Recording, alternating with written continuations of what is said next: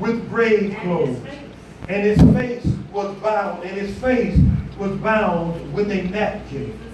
Jesus said unto them, loose him and let him go. Amen. If I would give this message title this afternoon, it was simply be entitled, Take Off Your Grave Clothes. Take them off. Yeah. All right. All right. Take off your grave clothes. We must understand something, brothers and sisters, that God has been good to us in 2019. Yeah. Yeah. But we also must understand that the same God that we serve in 2019 is the same God that we're going to serve in 2020. But what we all need to understand is this, is that for some of us, brothers and sisters, we as God's children, we as God's people, we have left 2019 and walked into 2020 with the same old grave clothes on. When we should have loosed ourselves, when our grave clothes should have been taken off of us a long time ago, some of us have now stepped into a new year, a new decade, a new century, however you want to look at it, but we have stepped in a new situation with the same old clothes on. Bible says for Lazarus had been dead, brothers and sisters, now in the grave for 4 days. 4 days. It says that now his body had began to smell, it began to stink. And even though he had the grave clothes on, his body still smelled. And we must understand that when they were wrapped back then in someone in their grave clothes, they would use different types of spices for different situations in their body. So it was never just one big piece of cloth that they were wrapped in, but there were several little linen cloths that they would wrap that body in. And for us to get an idea of how it would look, I'm sure we have seen the movies of the mummies, especially those very long ago in the early 70s and the 60s, how the mummy would look with his rags all wrapped around him. This is how they were wrapped for a moment when they would die.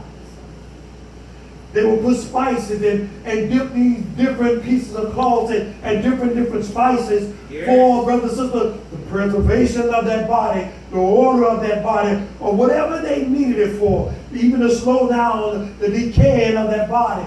This is how they were wrapping. They were wrapped. But now Lazarus had been dead for 4 days. We know the story. The word came to Jesus and told Jesus, the friend, your friend, he that thou lovest, he is sick. And they expected Jesus to go right then. But Jesus, being who he is, he decided that he would delay the trip. That's right. And by him delaying the trip, they would wonder, why would Jesus delay going to see the one that he loves? Jesus has a reason for doing everything that he does. See, we may not always understand it. We cannot always picture why would Jesus wait before he would go and see the one that he loved, the one whose house he would go to when he would be tired, the one they said he would go in and rest there. Why would he take his time? This was Lazarus. The sisters, Martha and Mary. Why would Jesus take his time? They want to ask a question. Then the Bible says that Jesus decided 2 days later That's right. to make his way to see Lazarus. Yeah. Word came to Jesus that Lazarus now had Yes. died. But Jesus said he's not dead. He's just asleep.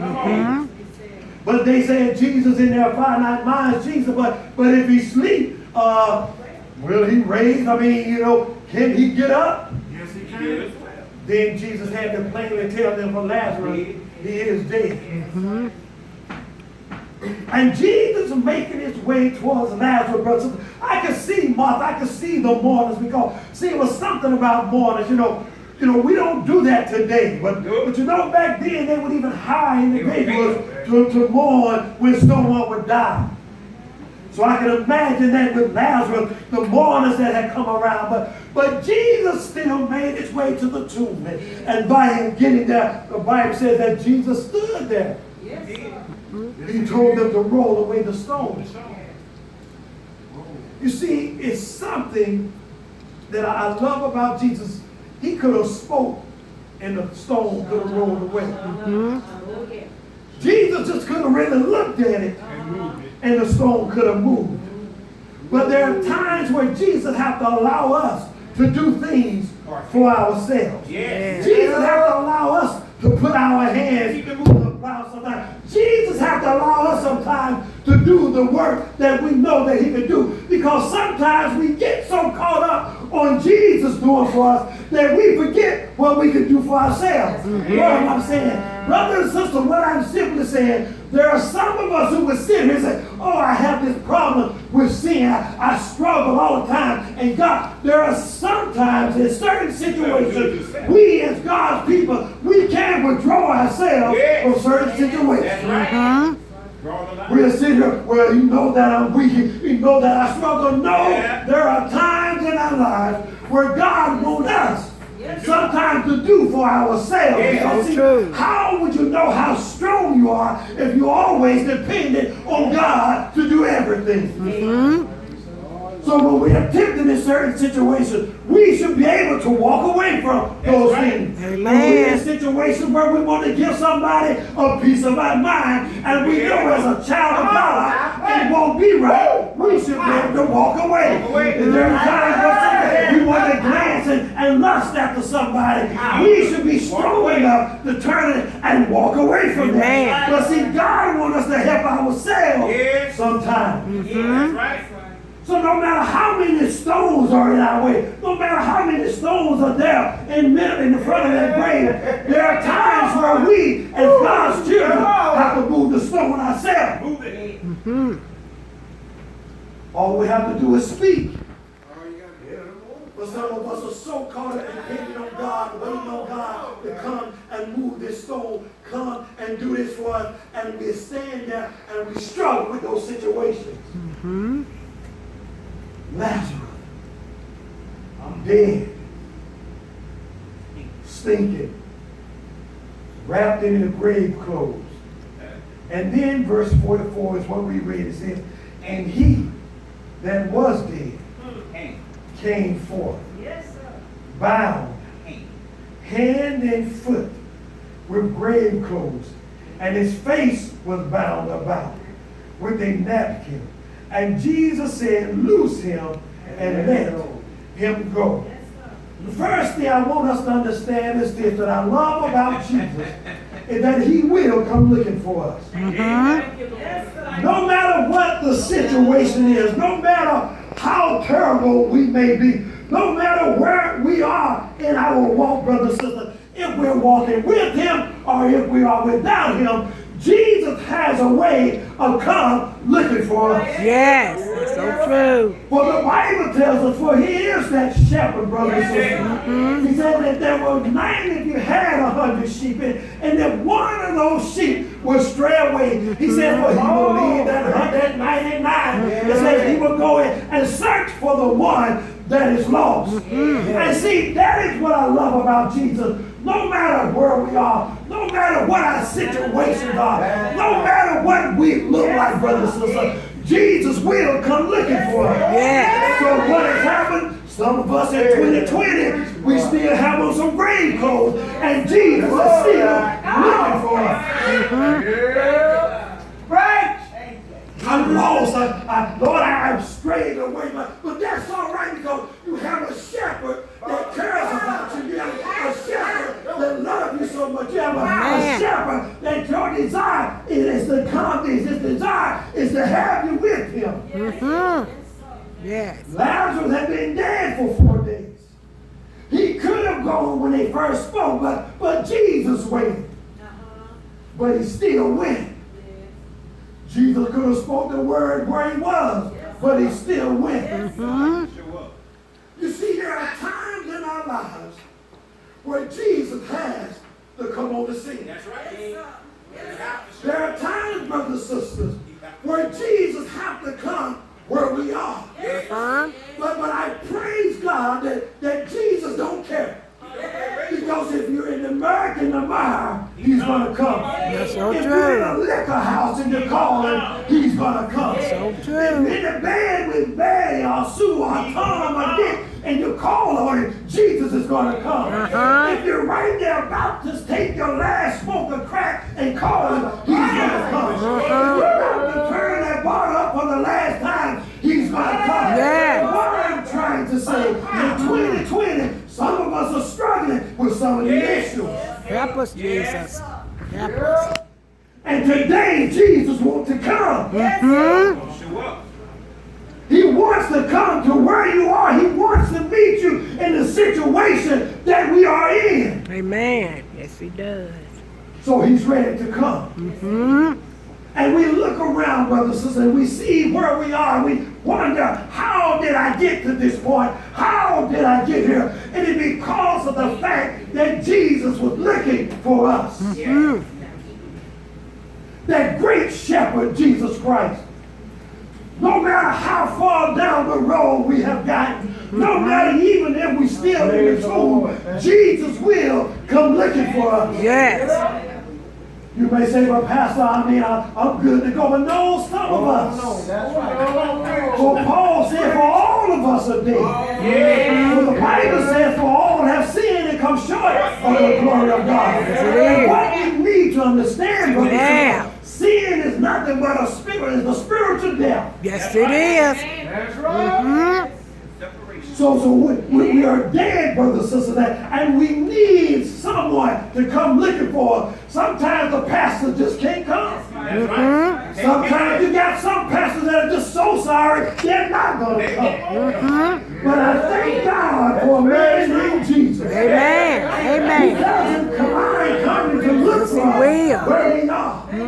He don't care if we're being there 4 days and we're still stinking. He don't care if you still smell like the liquor that you done slept in all night. He don't care if it smell like the smoke and the drugs that you've been smoking. He don't care about that. It's because he loves you. He's going to come Yes, he will. looking for us. In 2020, though, he wants us to know that it is time to take on our grave clothes. That's so true. Amen. Pastor, what is it about our grave clothes? Our grave clothes, brothers and sisters, they keep us from developing a relationship and developing his character Yes. as we should. Mm-hmm. Yep, we know what. You see, when we remove those, when we have those grave clothes on, say, we cannot develop the character of Christ. See, with the grave clothes on, brothers and sisters, they hinder us from doing the things that we need to do. So true. But what are my grave clothes? Some of us have grave clothes of bitterness. Some of our grave clothes are jealousy. So Some of our true. grave clothes are lying. Lying, Some of yeah. our grave clothes are sexual promiscuity. Uh-huh. Some of our grave clothes, brothers and sisters, is just gossiping. We have a whole wardrobe of grave clothes. That some of us are wearing. And brothers and sisters, we cannot develop into the character that Christ wants us to be because of that. So true.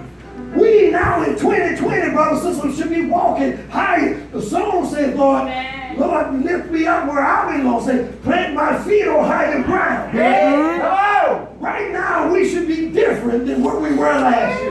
So We should be true. different than we were the year before. Uh-huh. Different than the year before that. That's There so are true. Some of us, brothers Help and us, sisters, Lord. for the last 5 and 10 years have still been wearing the same old grave clothes. And there's one thing you know, if our body has been in a grave for 10 years, it's messed up by now. Yes, it is. But we're still wearing the grave clothes. Take them out. And now in 2020, he's saying that we need to take off the grave clothes. Yeah. Mm-hmm. Take them And we out. have on the grave clothes, brothers and sisters, they keep us from seeing God for who he is. Mm-hmm. You see, we can't see God for who he is. We don't seem to understand what God is about when we have on the grave clothes. Because see, the Bible says when Lazarus came out, he came out with a napkin still on his face. So therefore, I'm sure he can really see who was around him. And therefore, brothers and sisters, we seem to forget, and it keeps us from seeing who God really is. Yes. What God can really do for us. How God can move in our lives. How God can change things. Yes. I just love this story, brother, because there's so much involved in this story. See, the grave clothes, brother, first of all, when he came out, when did we go? The grave clothes, when did he keep us from loving one another? See, the Bible tells us when you die, first of all, the physical death, That's right. there's no more love, no more hatred, No more. no more bitterness. No All more. this stuff is now gone. It's gone. You don't have it no more. So if you died hating somebody, you died hating them. Yeah. That's a problem there. And so therefore, brothers and sisters, when we have our grave clothes on, brothers and sisters, some of us, we need to understand that the grave clothes are preventing me from loving my brother or loving my sister. That's right. Take them off. And so therefore we come together week after week, and there's no love. There's no love between us as it should be. Yeah. Why? Because some of us are still have on some of the grave clothes. What does the grave clothes? They make us, brothers and sisters, deceive ourselves, That's right. thinking that we are something when we are not. That's so true. Paul said, brothers and sisters, they say, for he who thinks he is something, when he is nothing, he does what? He deceiving himself. That's so And true. therefore, when you have on your grave clothes, you don't know who you are, because at this point you're beginning to deceive yourself. Yourself. Lazarus really didn't know if he was still dead or if he was alive. All he knows that the word spoke come forth, and Lazarus began to come forth. But he did not know himself what it was, if he was dead or if he was alive. And so therefore, brothers and sisters, we go into 2020 deceiving not only ourselves. See, we can come in this church and we can lift up holy hands. We can come in this church and we can sing like the angels. We can come in this church and we can hold our Bibles just right. I can come in this church and preach the most powerful sermon that you have ever heard before. But if I'm deceiving myself because I'm still wearing some grave clothes, then something is wrong. Yes. I love everybody. Knowing you're lying, you don't love everybody. We like to love everybody. That's true. We need to be in love with one another. That's so true. They know that you are my disciple. By your love. That's by your love. So in 2020, brothers and sisters, we are wearing those deceptive grave clothes, coming in this place, brothers and sisters, wherever we may be, to worship, and brothers and sisters, knowing that we are deceiving ourselves. That's so true.